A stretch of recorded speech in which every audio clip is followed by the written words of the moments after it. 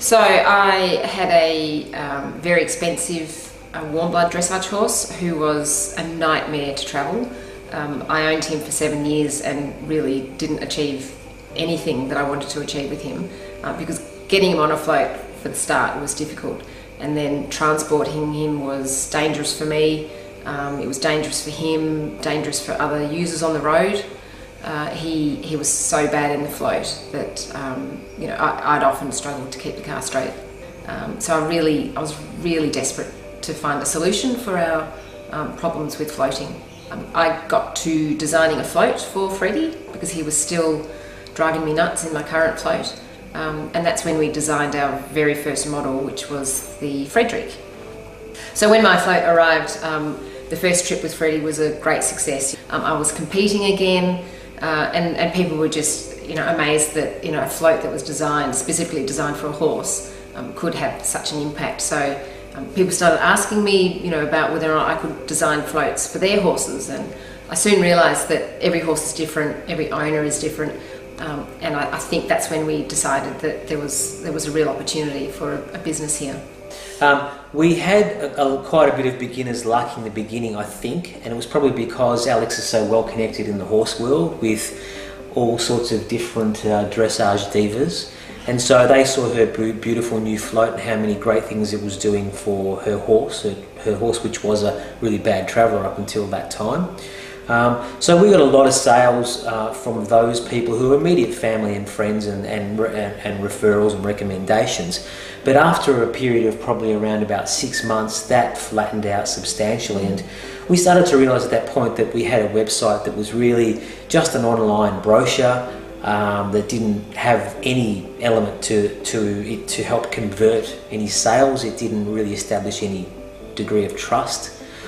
We thought we could improve that by doing some AdWords on Google, and that really yielded no results whatsoever, simply because AdWords did drive traffic to it, but at the end of the day, if you haven't got a site that converts, it doesn't really matter how much traffic you do get. I realised that in the end. Honestly, I heard about Street Smart when I was still working as a property developer in commercial property, quite a few years before we started this business. At the time, I could see that a lot of the things that were being taught were absolutely perfect for the horse float business. And I felt we really needed something that would really set us apart, and the biggest element that was missing in our business was the trust element, because all of these floats looked the same. They varied in build quality. There was starting to be some pretty ordinary stories getting around in the industry.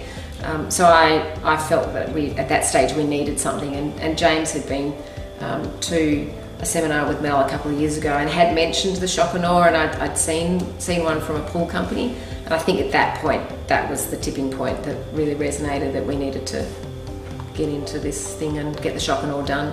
So about at the same time that we got our first print run of the shock and awe, our website became live as well, and almost overnight I saw a massive increase in the number of phone calls I was receiving, emails I was receiving, and because we have so many videos on our website and we've got the downloadable version of the shock and awe plus a hard copy, when people were calling me, they were speaking to me as though they already knew me, and so I'd already had already developed a huge amount of trust.